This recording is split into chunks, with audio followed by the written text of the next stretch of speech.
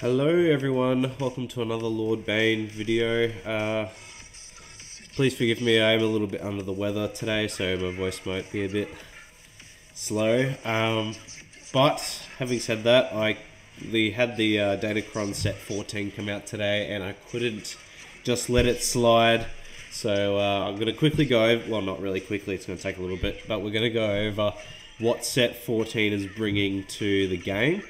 And to be honest, guys, this is going to be a rough Datacron season if you're not getting the right ones. This is probably going to be one of the most broken Datacron sets I think are going to be coming to the game.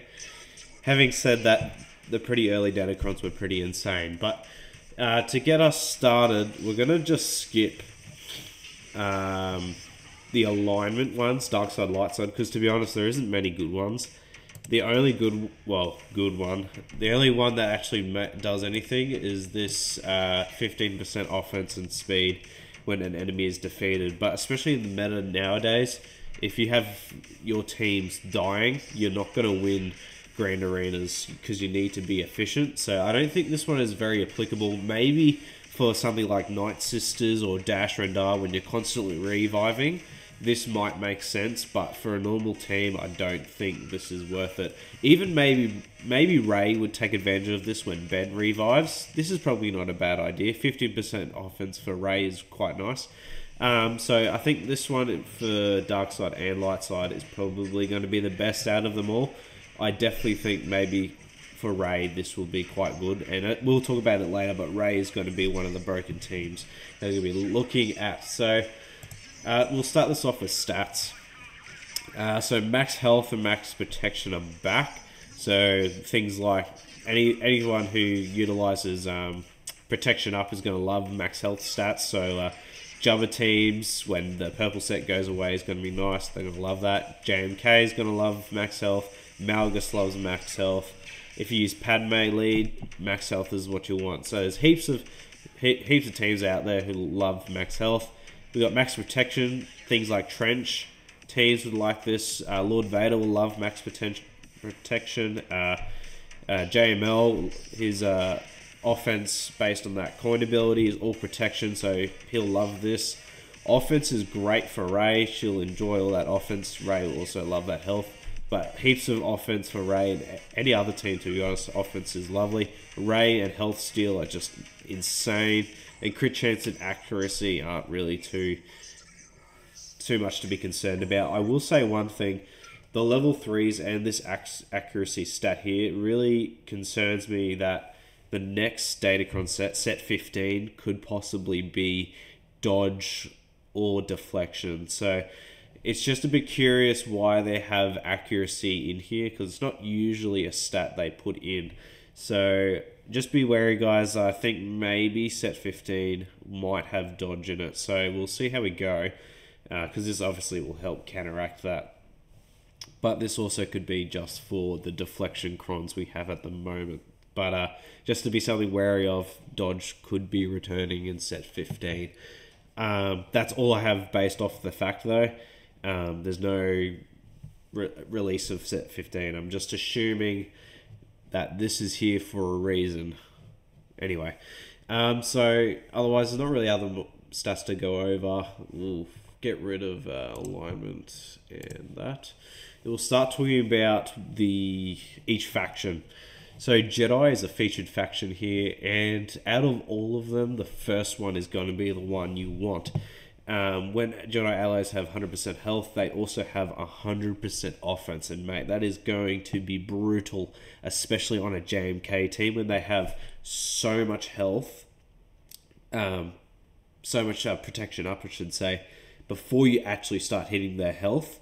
They are going to be hitting in so incredibly hard. I think JMK is going to be really enjoying this level 6, especially with that max health stat. He is going to be a powerhouse. And even when you start hitting under the health, they're gaining 100% defense. So I can imagine JMK is going to like swim in this Datacron. He's going to love it. And to be honest, I think that's the only one you really want to be aiming for. Anything else is kind of just bad luck re-roll. This is definitely the most superior level 6 for the Jedi. Something like Keller and Beck teams are going to be insane this season as well. I think Qui-Gon Omicron in GAC is going to go away. Keller and Beck is going to be insane. We'll get to his level 9 in a second, but Keller and Beck teams, JMK, JML, pretty much any Jedi team you can think of, this is the one that you're going to want. We'll move on to Resistance. Now, Rey is another team I think is going to be broken this next season. But I also think Zori is going to have a good chance going up against Jabba more consistently, and possibly other teams out there as well. And I'll show you which ones are probably going to be the most important ones. I think for Zori to be good is this one here. Whenever a debuff on an enemy expires, allies gain 2% offense, doubled if the debuff was dispelled until the end of battle. So you could just imagine you're running a Zori team and you're exposing people. Every time you dispel that expose, you're gaining 4% offense, stacking for the rest of the battle. You're going to churn through Jabba teams like no tomorrow. I think this was probably going to be a must if you want to run Zori against Jabba. Pretty decent counter against it. And I think Zori will become another offensive powerhouse. Again, it's not like we need more offensive teams, but I think Zori is going to be a pretty crazy team this season coming. I don't know if this is going to be the one you want for Rey. I think probably... like the critical avoidance is not bad for Rey if you want to keep that inspired on you.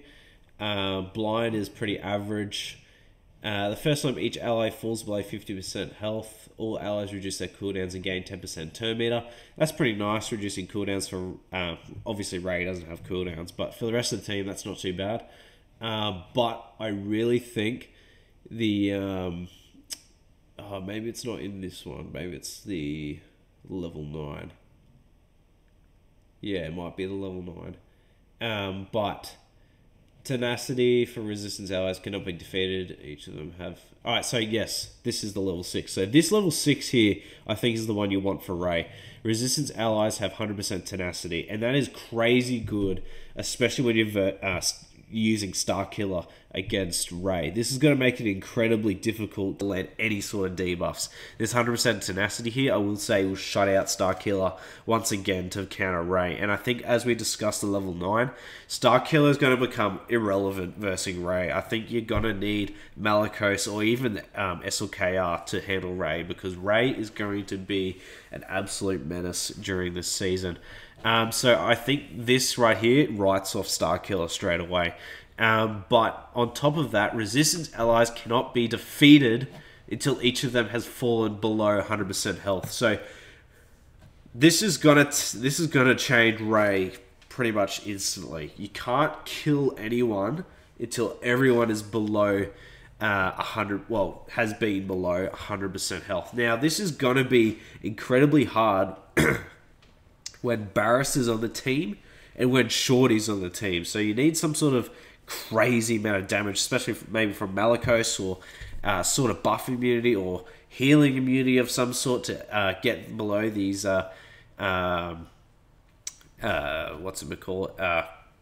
this stat here below 100% health. And another thing that's going to be annoying is you can't just focus down Rey and then go straight to Ben, because you can't kill Ben now, not only because of Rey, but because of everyone else hasn't been hit. You've got to make sure everyone has been below 100% health to make sure you can actually kill someone. So this is going to be incredibly annoying. I think Rey on defense is going to become an incredible monster and a pain to deal with. Like, I'd be surprised if most people just time out against this team now, because they're going to be so incredibly tanky and durable, and you just won't have enough time to work through all the puzzles to get through Rey. Yeah, so that's just this. These are only level 6. We'll wait till we get to the level 9s. We're going to move on to the Separatists here. And I believe the Trench meta will be back. Definitely using Trench in GAC now will become way more prominent. as we have, I think this is the one he first had when he first came out. Separatist allies are immune to daze, which is fantastic because the team runs off turn meter. Enemies with extortion have 100% minus 100% critical chance and potency. Not really too effective because we have so much potency anyway. Whenever non-droid separatist allies, which should be everyone, you should be using droids in a trench lead. Whenever they use a special ability on their turn, they gain repost. So they're going to be hitting under that protection and getting through that health. So I think Trench will become quite good, especially as we go into his level 9. But this is... maybe Trench could actually work against Rey. Even though Rey's going to have these crazy abilities, Trench is going to be able to hit under protection. So it could be possible maybe Trench has a good chance against these Reys, but we'll see. There seems to be a good level 6 here for those who have the STAP. Basically calls it out when it says whenever a separatist ally gains a bonus turn and they don't have 100% turn meter, that's only one character and that's the STAP. So I think this is only really applicable to the STAP. But having said that, this later cause, if the target enemy is target locked, whenever separatist allies use a special ability, they gain 3% max health stacking, which basically just helps Grievous ramp. So this would be an okay option for Grievous. Obviously, you miss about half of it because if you don't have the stat, you're missing out on all this here. Otherwise, I think that's pretty much all the separatist ones that you really want to get are those two. One for Trench, one for Grievous. We'll move on to the Sith here. I'm only going to really discuss maybe one of them, which is the first one here. Sith allies can ignore taunt to target a debuffed ally, which is going to be crazy good for Lord Vader. So he's going to, he always plants dots at the start of his turn. So that means he can target anyone he wants, which is one of the weaknesses of Lord Vader. He's always stuck behind a taunt. But if he's able to ignore that constantly, I reckon he's going to be good. Having said that, though, the Doubt Cron at the moment is really strong for him. So it depends, I guess, what you want. Doubt, or do you want to take advantage of this ignoring taunt opportunity? So the 5% health, max damage is nice as well. Otherwise, I think that's pretty much all you want. This marked one is quite interesting, but I don't think it's really necessary. Alright, so we're going to move on to level 9s where everything starts going crazy out of control. So, Kelleran Beck, if you have him and you have him relicked, you're going to be in a really good spot. I don't have him relicked, but man, I really wish I do. Kelleran, if they just had this first sentence as his level 9, I think people would go crazy anyway. Kelleran Beck has 100,000 plus max protection. Just think about that for a second. I don't know if you know Kelleran Beck's kit, but his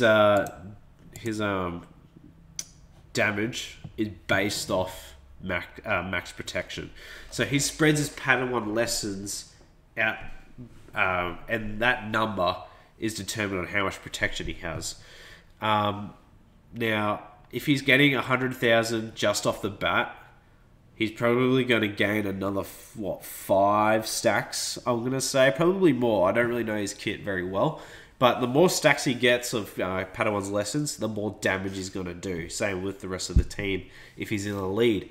Now, not only that, we don't really care about this basic ability garbage. But if there are no Galactic Legends at the start of his turn, all other Galactic Republic Jedi gain 10 stacks of Padawan's lessons. So an additional 10 stacks on top of already him gaining an extra 100,000 protection is just insanity. I think Qui-Gon Jinn Omicron in GAC is literally going to go away because I would rather have this as my lead. Kelleran Beck is going to absolutely destroy the defense, I think. I also think in Territory War, if you have this and his Omicron, he is going to slap some serious butt. I don't know if this is still going to be good against Galactic Legends, but this doesn't turn off if there is an enemy Galactic Legend, so this could still be a killer level 9 on defense. Kit Fisto, it's a lot going on, and I don't think it's worth what else you could get. Cal Kestis, okay, if you have him, get it, why not? But I think there'll be better level 9s for the Jedi team. Canamundi, he's always with a Keller and Beck team, so don't worry about it. Get the Keller and Beck one. But if you don't have Keller and Beck, get the Canamundi one. Mace Windu, we've seen this one before. It's nice to have, but again, I think there's better Jedi level 9s you could get. Now, I was having a little bit of conversation with my guild mates about what Rey comp with these level 9s would be better. There was a bit of conversation about having Holdo maybe being the better one here. Holdo has 100% max health and protection, which is great. She's a tank, so she's going to enjoy that very much. At the start of the encounter, all resistance allies and Ben Solo gain foresight for 1 turn. So it already kind of calls out that she's going to be okay with the Rey Ben team, because it calls out Ben Solo here. I'm not sure what the foresight is really going to do, but it's there. Whenever Holdo loses taunt, all other resistance allies and Ben Solo gain foresight for 1 turn. If you don't really know her taunting mechanism, whenever resistance ally loses foresight, she gains taunt. So she's going to be taunting constantly. In conjunction with that level 6, when you've got to get everyone below 100% health, it's going to be really hard to kill anyone because you're going to be so focused on Holdo. You can't get to anyone else unless you have some sort of ignore taunt capability. So I think this is going to be really nice. She's got, whenever it risks ally, yep, she gains 100% protection, stacking, blah, blah, blah. While she has taunt, all other resistance allies and Ben Solo have 100% critical avoidance, defense, and 100 speed. So, again, another crazy stat increase. 100 speed, just in general, is crazy, crazy amount. 100% critical avoidance is fantastic for Rey because if you can't critically hit her, you're not going to lose the Inspired, and that means she's going to gain Mastery if you gain any turn meter. So I definitely think this Admiral... is it Admiral? Holdo is going to be a staple for the Rey team in the future, I think. Definitely a good option, but maybe is it enough to beat the Rey level 9? We'll see. I'm going to skip BB-8. I'm going to skip Finn. Okay, if you're using the Zori team, you might as well get the Finn one. Whatever. Or maybe you can use Zori team with Holdo. That's another good choice. But this really helps Rey. The 100 speed, though, in a Zori team, can you just imagine? It's going to be wicked. Anyway.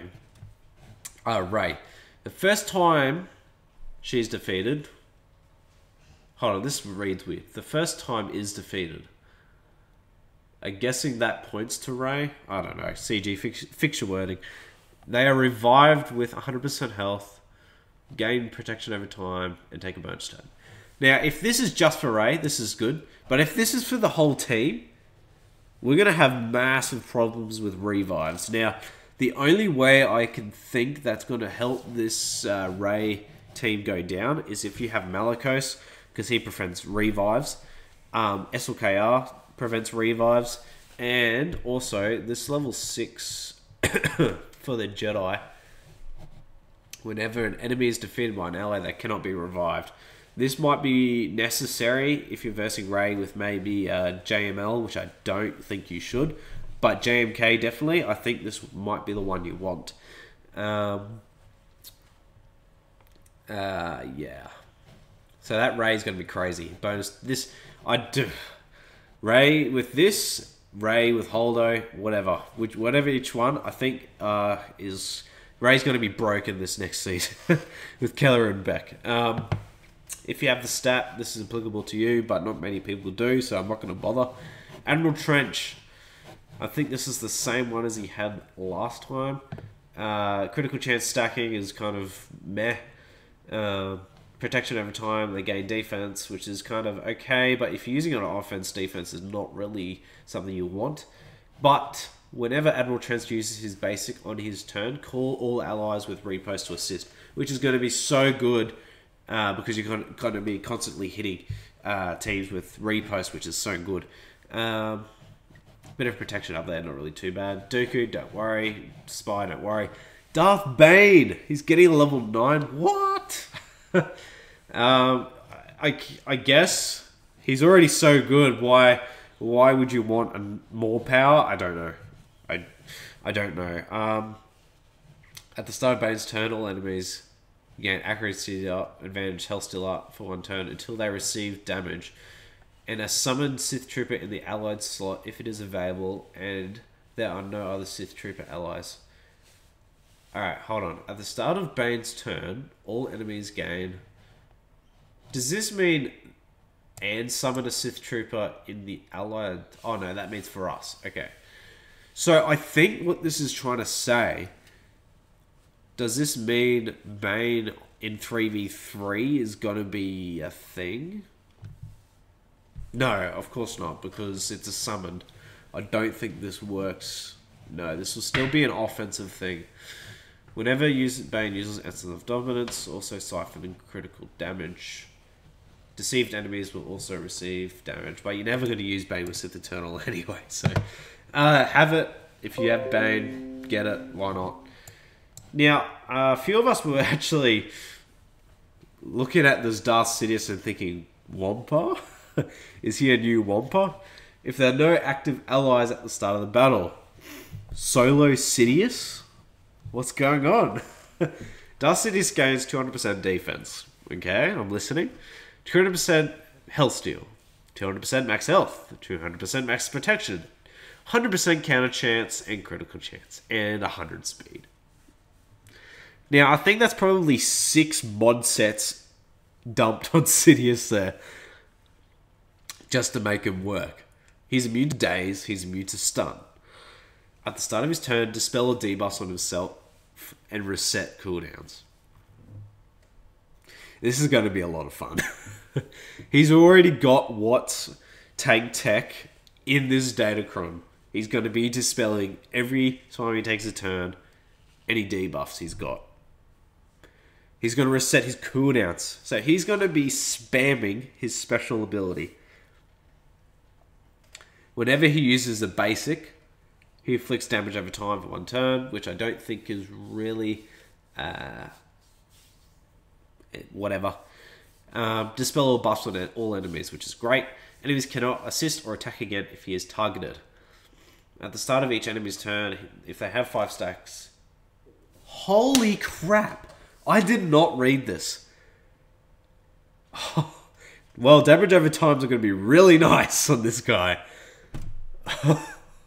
If they have 5 stacks of damage over time, they're instantly defeated.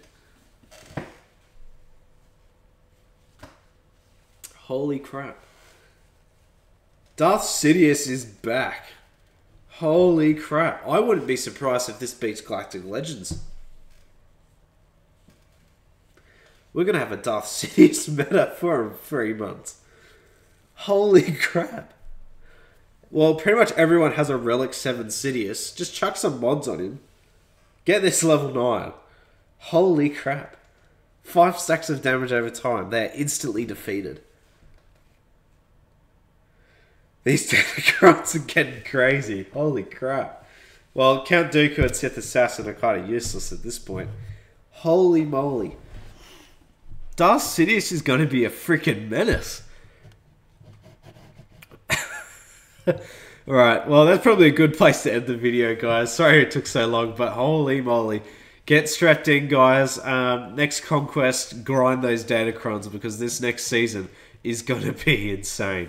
Alright, guys. Have a good rest of your week and I'll see you later. Bane out.